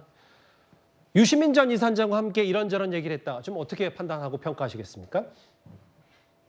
지금 이제 고통 속에서 사실 활동을 하고 계시는 거죠. 어떤 심정이시겠습니까? 정말 고통스러울 텐데 저는 지금 말씀하신 것에 그래도 대부분 동의를 하고 있는 편입니다. 지금 윤석열 정부에 들어서서 예. 검찰이 특정 타겟을 잡아서 굉장히 과도한 수사를 이루어가고 있다는 것에 대해서는 뭐 이제까지 많은 언론과 보도들이 있었기 때문에 부정할 수는 없을 것 같아요.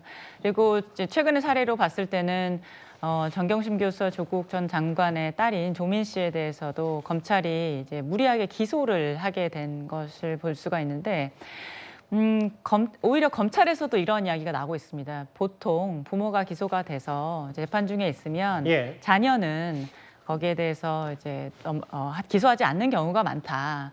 왜냐하면 이게 중복이 되기 때문에요. 심지어 여권과 검찰에서도 이런 얘기가 나오고 있는데 검찰은 결국 조민 씨를 그 의사 면허와 학위와 이런 것들을 모든 것을 반납한 조민 씨를 기소를 했거든요. 예. 그리고 사실 언론에서도 조국 전 장관에 대한 조국 전 장관과 정경심 교수 그리고 가족들에 대한 과도한 취재 이런 것들이 알겠습니다. 한 가족들을 굉장히 고통 속에 몰아넣고 있는 것이 아닌가 하는 생각이 들어서 이 검찰의 뉴스가 이젠 국민들이 보시기에 조금 더 줄어들 수 있도록 그런 세상이 왔으면 좋겠다는 바람을 가지고 예. 있습니다. 근데 이게 이제 검찰이 모든 권력기관 위에 군림한다 또는 검찰 이야기가 계속 언론에 나오는 것 자체가 사실 이런 이야기 듣는 것도 바람직하지 않죠. 근데 뭐 이것이 역사가 계속 반복되는 것인지 아닌지는 몰라도 문재인 정부가 들어와서 이른바 국정농단 사건이라고 하면서 근 3년, 4년, 5년을 내리 박근혜 정권 또는 이명박 정권 관련된 사람들을 교도소 보내는 일로 날을 세웠거든요. 그것을 생각한다면 이렇게 지금 개인적인 범법 행위가 드러난 이런 분들이 과거의 일을 스스로가 주도했던 분들이 이런 이야기를 하는 것은 조금 자제하는 것이 어떨까, 저는 뭐 그런 생각을 하고 있습니다. 최강욱 의원 재판 마무리하기까지 저희가 준비한 8위로 짚어봤습니다. 저희가 준비한 뉴스탑 10 상위권 소식이 또 하나가 있는데요. 바로 시선을 나라 밖으로 한번 돌려보겠습니다.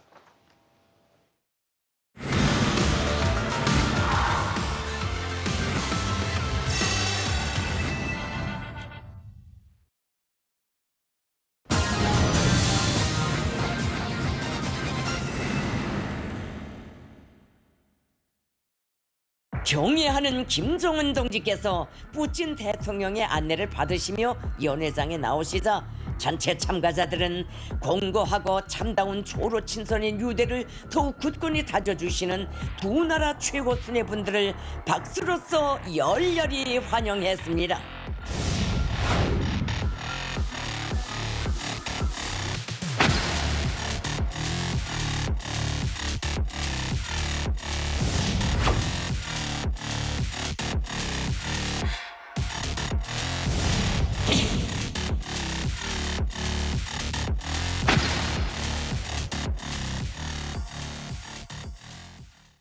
마치 전 세계에 공개적으로 도발하듯이 실시간으로 생중계된 어제 북한 김정은과 러시아 푸틴 대통령의 정상회담, 여러 뒷얘기들이 좀 쏟아졌는데요. 하나하나 좀 만나보겠습니다. 먼저 저희가 본질을 좀 가기 전에 경호와 의전 얘기가 좀 많이 화제거리가 돼서요. 앞서 차 얘기가 나왔는데 승지현 실장님. 김정은도 벤치 최고급 마이바흐를 같이 갖고 왔을 정도로 본인 의전과 경호에 공을 들였는데 여기에 또 질세라 또 남자들이라서 그런지 모르겠는데 푸틴 대통령이 어마어마한 본인 방탄차를 공개했더라고요. 아, 저 되게 부럽던데요. 뭐 마우바우도 부럽고 저 방금 나온 아우루스 세나트 시청자 여러분, 차 한 대 가격이 얼마인 줄 아십니까? 1,700억입니다. 1,700억. 상상할 수 없는 가격인데 뭐 저 자동차 보통 우리가 갖고 있는 뭐 흔히 말해 대통령 의전차하고 똑같습니다. 완전 방탄인데 6cm 방탄 유리를 가지고 있고 폭탄과 화학 공격이 있어도 전혀 문제가 없을 뿐만 아니라 길이가 장장 7m, 무게는 7톤에 해당된다고 합니다. 당연히 구멍이 나도 장시간 주행이 가능한 자동차 아니나 다를까 우리 푸틴 김정한테 질세라 저렇게 1,700억 차 아우루스 세나트를 가지고 나왔습니다.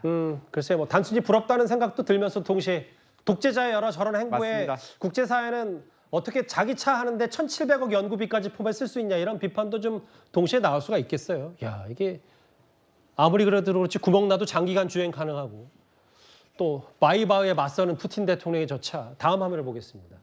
근데 아까 화면에 나왔듯이 전 이게 좀 중요해 보이는데 여기 지금 뭐 뒷좌석에 앉아서 차량 특징들을 같이 좀 질문하기도 했는데 의자 얘기요. 앞서 화면에 잠깐 나왔지만 북한에 의전하는 사람들, 보좌관들이 의자를 미리 가서 꾹꾹 눌러도 보고 벅벅 닦기도 하고 꽤 공을 들여서 준비를 하는데 이게 당연한 건지 아니면 좀 러시아도 의심하는 건지 어떻게 보세요? 저게 이제 가장 기본적으로 눈에 띄는 거는 러시아를 좀 불신하는 것 같아요. 그러니까 사실 러시아 사람들은 그 푸틴이 앉을 의자에 아무런 관심도 없었는데 북한 경호원들이 이제 의자를 안 잡았다는 건 뭐냐면 의자가 130kg이나 나간다는 김정은이 앉아도 이게 무너지지 않을까. 그 다리 그 의자 형태가 뒤에 체중이 실리면 좀 무너질 것 같으니까 이제 안절부절을 못한 거거든요. 사실 그렇게 되면 국제적인 망신을 또 자초하는 거니까. 망신은커녕 이제 평양 들어가서 이제 그 사람들은 이제 그 하나 제대로 안 하고 무슨 소리를 내는 거냐 이런 거고 저 빡빡 닦는다는 게 뭐냐면 그 러시아에서 뭐 망명한 사람이거나 뭐 러시아 야당 지도자들이 노비촉이라는 일종의 독성 물질에 의해서 감염돼서 사망한 사람들이 많거든요. 그러니까 저기 이제 하얀 수건이라고 하는데 하얀 수건이 아니라 알코올을 적신 수건입니다. 그러니까 저걸 가지고 소독을 하는 거네. 빡빡 닦아서 그 어떤 독성 물질이 있는가를 보는 거고 예. 심지어 무슨 엑스레이 기계 같은 걸 가져와서 저 밑에다가 뭘 설치하지 않았나 이걸 다 봤다는 거 아닙니까? 그러니까 예. 기본적으로는 북한 경호 측이 러시아 경호 측을 불신했다. 이것으로 결론을 내릴 수 있을 것 같습니다. 저렇게 4일 동안 간 러시아도 못 믿으면 북한은 누굴 믿는 겁니까? 뭐 자기 자신도 믿지 못하니까 어쨌든 그렇게 독재자들이라고 하는 사람들이 주변에 믿을 사람이 거의 없는 거죠. 저 장면이 상징하는 바가 좀 커서요. 사실 두 정상, 어제 정상회담 자리인 우주기지에서 공개돼서는 안 되는 민감한 분야에서까지 협력을 약속했습니다.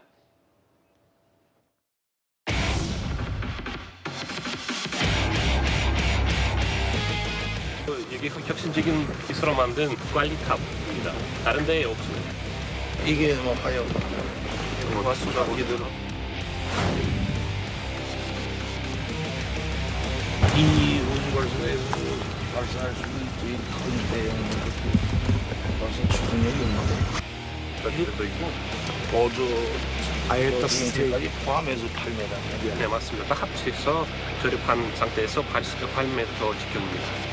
우주 당국이 심장과도 같은 이 발사장에서 항공의 기회를 마련해주고 또 우주 당국의 현 주소와 앞날에 대해서 우리가 더 깊이 이해할 수 있는 그런 기회를 주신 데 대해서 영광을 생각합니다.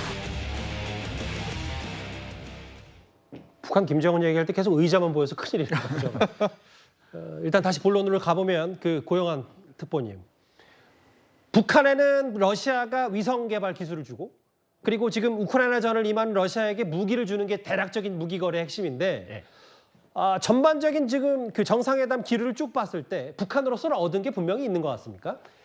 뭐 사실은 북한으로서는 저 우주 기지에 가서 우주 기술을 가져가도 뭐 위성 기술을 가져가도 북한으로서 얻은 게 있을 것 같고 예. 푸틴은 푸틴대로 또 탄약이 지금 뭐 1년에 거의 100만 톤, 200만 톤씩 지금 소비한다는 거 아니겠습니까? 근데 러시아 생산 수준이 한 100만 톤에서 200만 톤이라고 그러는데 김정은이 그건 충분히 줄 수가 있는 거죠. 뭐 좋고 나쁘고를 떠나서 그러니까 서로 윈윈을 하는 것 같은데 어쨌든 좀 이상한 점들이 보이는 게 푸틴 대통령 만나고 푸틴 대통령은 벨라루스 대통령 만난다고 떠났고 모스크바로 그리고 이제 쇼이구 장관을 16일 날 만난다 그러는데 그동안에 러시아의 어느 뭐 장관급 인사가 김정은을 동행한다는 아무런 소식도 없어요.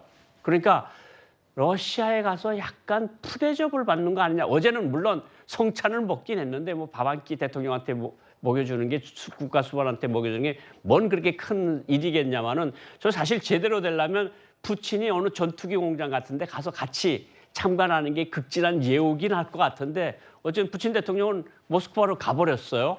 그걸 보면 어쨌든 저것이 러시아로서도 그냥 필요한 것만 얻어내고 취하고 그냥 돌아섰다 이렇게 평가가 가능할 것 그럼 같습니다. 저희가 제목으로 좀 짚어봤던 김정은이 4일 달려가서 4시간 만나고 끝이냐 좀 허무하다 이런 표현도 분석도 충분히 끝나고 나올 수 있는 거네요. 그렇죠. 4시간만 만나고 그냥 2,700km를 갔고 또 많은 심지어 지금 김정은이 잠자리도 열차 아니라 그러거든요. 계속 열차에서만 지금 쉬고 있다는 건데 극동 하바롭스크주 같은데 그 푸틴의 별장들도 여러 개 있는 거로 알고 있습니다. 그러면 사실 그런 데다가 재우고 하는 것들이 맞을 것 같은데 자기 열차 안에서 계속 자고 간다는 게 아무리 열차가 안락한다 그래도 특급 호텔 침대만 하겠습니까? 이런 것들을 보면 러시아하고 푸틴이 러시아하고 김정은이 북한하고 뭔가 조금은 모자라는 측면이 있는 것 같다 이런 생각이 듭니다. 진짜 핵심 얘기를 질문 마지막으로 드릴게요. 고특보님 이게 국제사회가 바라보는 특히 우리 같은 한반도에 있는 시각을 봤을 때 북러가 이렇게 밀착하면 정말 대북 제재 때문에 유엔 국제사회가 하나하나 정말 오랜 노력 끝에 이러는 건데 두 사람이 만나서 물거품되는 거 아닌 걱정이 가장 본질이거든요. 네. 근데 그 정도 수까지는 아니다 이렇게 좀 받아들이면 되는 겁니까? 사실 이번에 제일 특징적인 게 팬데믹 이후에 첫 방문지로 러시아를 택했다. 김정은이 이야기를 했거든요. 그럼 이제까지 북한을 도와준 중국은 입장이 뭐가 되겠습니까? 조금 난처하겠죠. 그리고 우리 국가의 첫 번째 1순위는 러시아다 그랬어요. 김정은이 연설에서. 그 중국이 보면 중국이 상당히 기분 나쁠 이야기들을 하는 거거든요. 그러니까 저는 민감한 분야에서의 어쨌든 협력을 하겠다는데 이게 다 유엔 제재에 걸리는 거 아니겠습니까? 그렇죠. 그리고 뭐 러시아는 유엔 상임 이사국입니다. 이게 이사국이 지위도 지켜야 되면서 전쟁도 치러야 되는 이런 난감한 처지에 있는 것도 부친이 또 현실이기도 하거든요. 그렇죠. 근데 이런 현실을 이용해서 김정은은 또 뭔가 우주 인공위성 기술 같은 것을 받아오려고 하고 있고 이런 것들이 아마 이번에 조금씩은 뭔가 이상하다 그런 느낌이 듭니다. 실제로 회담 이후에 어떤 실질적인 교류가 있는지도 좀 잘 봐야 될 것 같습니다. 지금까지 들은 여러분들의 목소리를 만나볼 차례입니다. 첫 번째 댓글입니다. 단식하면 일반인도 재판 연기해 주세요. 이재명 대표 특권 아니냐 이런 비판하신 것 같고요. 예. 클릭한 손가락도 확인하는 눈도 잘못이다. 이재명 대표 꼬리 자르기 아니냐, 책임 떠넘기 아니냐 이 비판하신 것 같아요. 뉴스타파가 아닌 뉴스 공작이냐라는 뭐 비판도 하셨고요. 마지막 하나 더 보겠습니다. 김윤아 씨 팬입니다. 노래만 하세요. 라고 하셨고요. 마지막 보겠습니다. 의자 걱정하는 김정은이 단식해야 되겠나라는 뭐 여러 의미심장한 댓글까지 모두 감사드립니다. 바로 마지막 주제 가보겠습니다.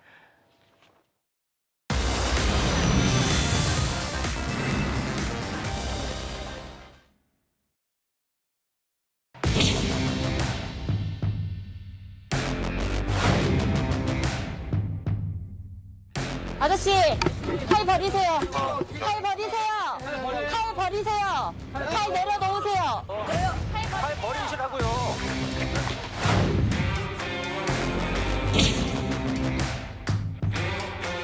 선생님은 현 시간부로 특수공무집행방해 하는 걸로 체포합니다.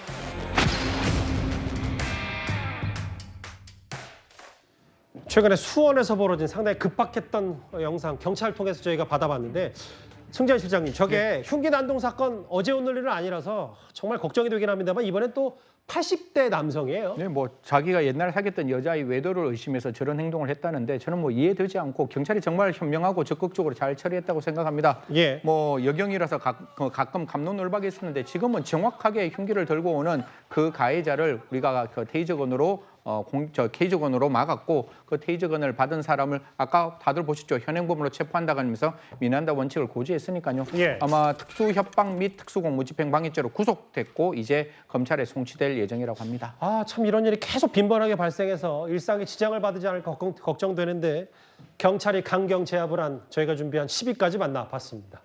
예, 목요일 뉴스탑10 준비한 소식은 여기까지입니다. 곧바로 뉴스에이도 이어지니까요. 많은 시청 바랍니다. 여러분 고맙습니다.